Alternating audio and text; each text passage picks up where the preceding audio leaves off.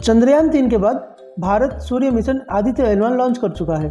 इसरो ने बताया है कि आदित्य L1 उपग्रह एकदम ठीक है और यह सामान्य ढंग से काम कर रहा है। इस सफलता के बाद इसरो कई और प्रोजेक्ट को अंजाम देने वाला है।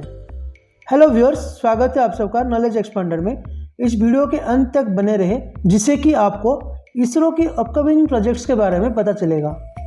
आइए वीडियो को शुरू करते हैं। हाल ही में चंद्रयान 3 चंद्रमा के पृष्ठ पर सफलतापूर्वक लैंडिंग कर चुका है। इस चंद्रयान 3 का मकसद है कि वो चंद्रमा की दक्षिण ध्रुव में पानी की तलाश करेगा, ईंधन की तलाश करेगा, चांद पर मौजूद केमिकल्स, वहाँ की मिट्टी, वहाँ की चट्टानों पर रिसर्च करेगा। तो क्या इतने भर से ही चांद पर रिसर्च पूरी हो जाएगी? क्या इतने भर से ही इंसान चांद पर बस्तियां बसा लेगा? जवाब है नहीं। इसके लिए चांद पर और भी लंबी रिसर्च की ज़रूरत है और इसके लिए इसरो फिलहाल कम से कम एक और मिशन लॉन्च करने की तैयारी कर रहा है। लेकिन इस बार यह मिशन भारत अकेले नहीं कर रहा है, बल्कि इस बार भारत का साथ दे रहा है जापान की स्पेस एजेंसी जाक्सा और भारत की स्पेस एजेंसी इसरो मिलकर साल 2024-25 में चांद पर एक और मिशन की प्लान कर रहे हैं, जिसका नाम दिया गया है ल्यूपेक्स, यानी लूनर पोलर एक्सप्लोरेशन। इस मिशन का मकसद स्थायी रूप से ढके हुए चांद के ध्रुव के बारे में जानकारी हासिल करना है। यह मिशन चंद्रयान 2 और चंद्रयान 3 की तुलना में और भी ज़्यादा मुश्किल होने वाला है। इसके अलावा इस मिशन की सबसे बड़ी चुनौती यह है कि इस मिशन के जरिए चांद पर ऐसी जगह की तलाश करनी है जहां पर एक स्टेशन बनाया जा सके। अभी फिलहाल अंतरिक्ष में सिर्फ एक ही स्टेशन है और वो है इंटरनेशनल स्पेस स्टेशन। चांद पर इसी तरह का एक स्टेशन भारत भी बनाना चाहता है ताकि वहां इंसानों की भी रुकने की सुविधा हो सके। ऐसे में इसके लिए सबसे ज़रूरी है चांद पर इस तरह की जगह तलाशना, और भारत का अगला मिशन यही होने वाला है जिसमें जापान भी मदद कर रहा है। मिशन के लिए लॉन्च व्हीकल और रोवर जापान देगा तो इसका लैंडर भारत का इसरो बनाएगा। इसरो का एक और मिशन है भेजे गए स्पेसक्राफ्ट को वापस लाना। भारत जो भी सैटेलाइट लॉन्च करता है वो वापस नहीं आता। सैटेलाइट जाते हैं, अपना काम करते हैं और फिर अंतरिक्ष में ही दफन हो जाते हैं। लेकिन अब भारत की कोशिश यह है कि वो जो भी सैटेलाइट लॉन्च करे वो वापस धरती पर भी लौट सके।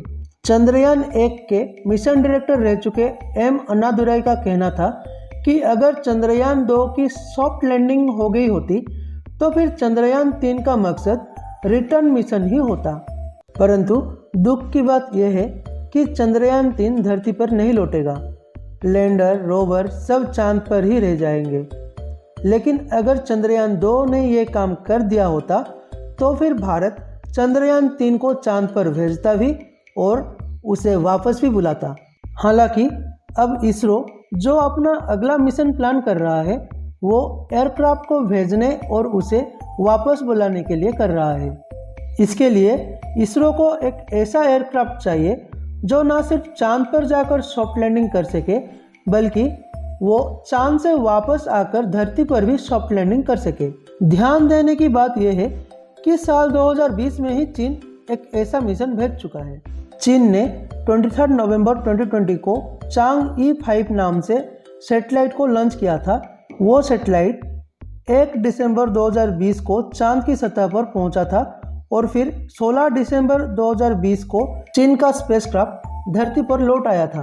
अब भारत भी कुछ ऐसे ही प्लान कर रहा है ताकि वो चांद के बारे में और भी ज़्यादा जानकारी जुटा सके। इसके अलावा इसरो का प्लानिंग तो वेनस यानी शुक्र ग्रह पर भी जाने की है। इसरो के चीफ सोमनाथ पिछले दिनों में अहमदाबाद से इस बात का ऐलान कर चुके हैं कि इसरो शुक्र ग्रह पर जाने के लिए तैयार है। इसके लिए पैसों का भी इंतजाम हो गया है और अगले कुछ सालों में इसरो इस मिशन को लॉन्च भी कर सकता है।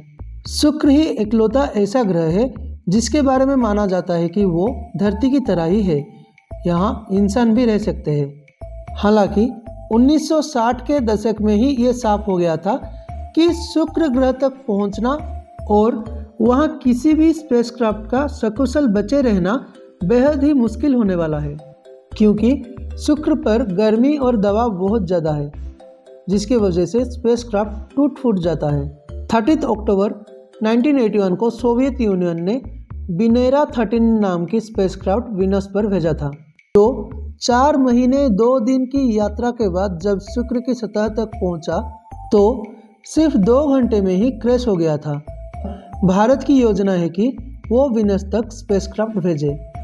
इसके अलावा इसरो अपने गगनयान प्रोजेक्ट में इंसानों के साथ स्पेसक्राफ्ट को करीब 400 किलोमीटर दूर भेजने और फिर उन्हें वापस भारतीय समंदर में लैंड करवाने की योजना बना रहा है। इसरो ने इसके लिए तैयारी भी शुरू कर दी है।